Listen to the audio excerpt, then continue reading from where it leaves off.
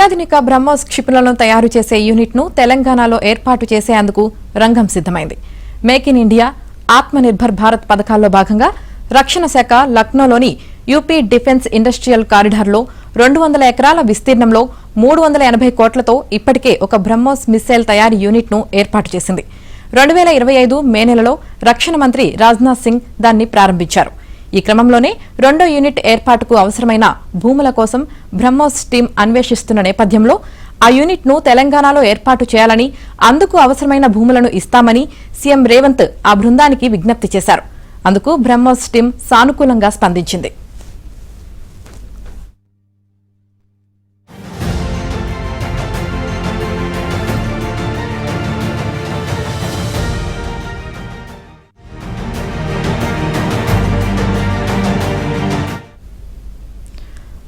బ్రహ్మోస్ క్షిపణుల తయారీ యూనిట్ ను మహబూబ్నగర్ జిల్లా దేవరకద్ర నియోజకవర్గంలో ఏర్పాటు చేయడానికి సంబంధించి దాదాపు అన్ని ప్రక్రియలు ప్రాథమికంగా పూర్తయినట్లు తెలుస్తోంది.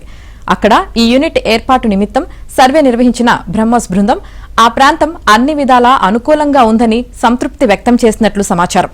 దీంతో రక్షణ మంత్రి రాజ్నాథ్ తో భేటీ అయిన సీఎం రేవంత్ రెడ్డి డీఆర్డీఎల్ పరిధిలో చేపట్టే ఈ ప్రాజెక్టుకు అనుమతి ఇవ్వాలని విజ్ఞప్తి చేశారు.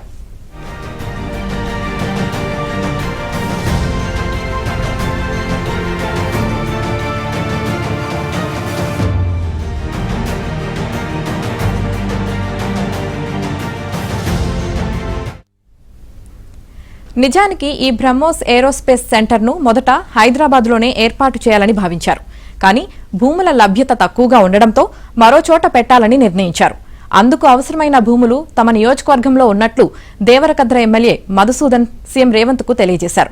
ప్రభుత్వం బ్రహ్మోస్ బృందానికి ఆ వివరాలను తెలపగా శంషాబాద్ ఎయిర్పోర్ట్ కు కేవలం 100 కిలోమీటర్ల దూరంలో బెంగళూరు హైవేకు దగ్గరగా ఉన్న ఆ భూములను పరిశీలించిన టీం సంతృప్తి వ్యక్తం చేసింది.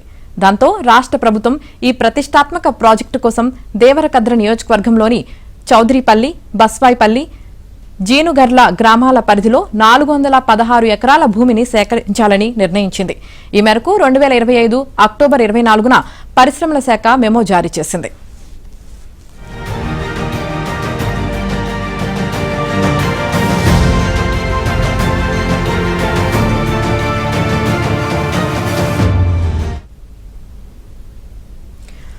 ఆ 416 ఎకరాల విస్తీర్ణంలో 500 కోట్ల ప్రాథమిక పెట్టుబడి అంచనాతో బ్రహ్మోస్ ఏరోస్పేస్ తో పాటు దాని అనుబంధ పరిశ్రమలను కూడా ఏర్పాటు చేయనున్నట్లు సమాచారం.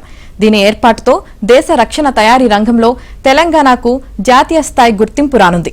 అలాగే మన రాష్ట్రంలో డిఫెన్స్ ఎకోసిస్టమ్ కూడా మరింత విస్తరిస్తుందని, దేశ రక్షణలో తెలంగాణ వ్యూహాత్మకంగా మారుతుందని నిపుణులు చెబుతున్నారు. భవిష్యత్తులో డిఫెన్స్ కారిడార్ ఏర్పాటుకు అవకాశాలు మెరుగుపడతాయని పేర్కొంటున్నారు.